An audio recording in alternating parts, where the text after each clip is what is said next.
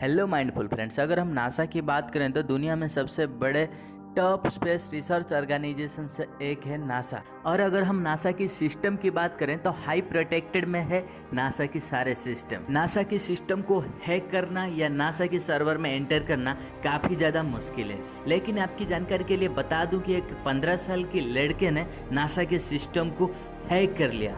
इसी हैकिंग को उस 15 साल की लड़के ने सिर्फ एंटरटेनमेंट के लिए ही हैकिंग किया था।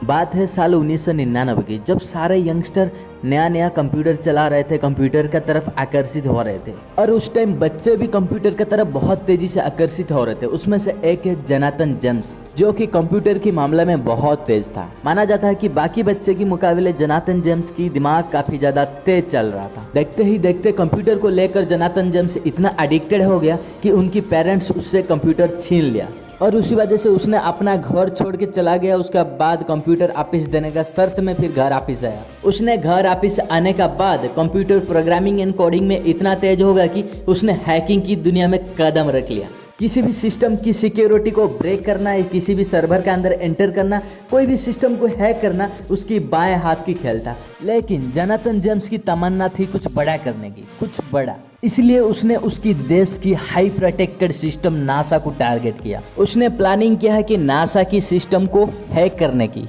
उसका बाद नासा सिस्टम को हैक करने के लिए प्रोग्राम बनाना शुरू कर दिया उसने। फाइनली उसने प्रोग्राम बना लिया। उसका बाद बारी थी कि उस प्रोग्राम को टेस्ट करने की। उसने उस प्रोग्राम को चेक करने के लिए पहले एक लोकल स्कूल एक स्टोर की सर्वर में डाल के चेक किया। उसका बाद सक्सेसफुली काम कर गया।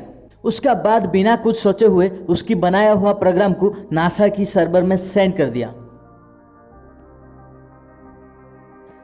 फाइनली उसने नासा की सर्वर को हैक कर लिया और नासा की टीम में किसी को भी पता नहीं चला। ऐसे कुछ दिन तक चलता रहा और अब नासा की सारे सिस्टम की परमिशन आ गया था अभी जेम्स के पास।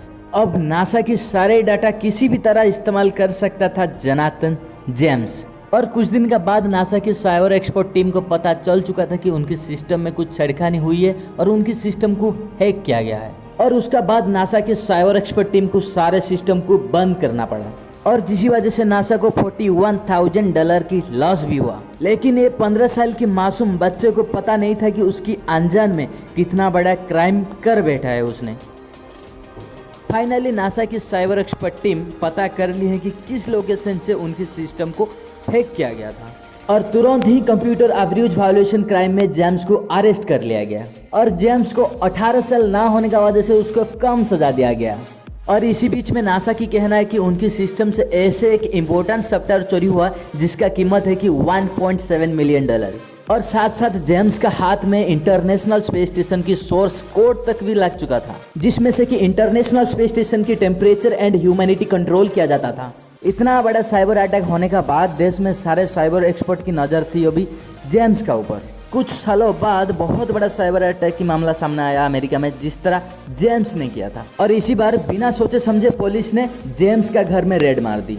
पुलिस को जेम्स के घर में कोई भी सबूत नहीं मिला, खाली हाथ में लौटना पड़ा। लेकिन जेम्स बहुत घबरा गया था और बहुत डिप्रेस में जाने लगा था। रेड हुए 2 हफ्ते नहीं हुआ था, जोनाथन जेम्स के घर से अचानक खबर आया कि उसने सुसाइड कर लिया।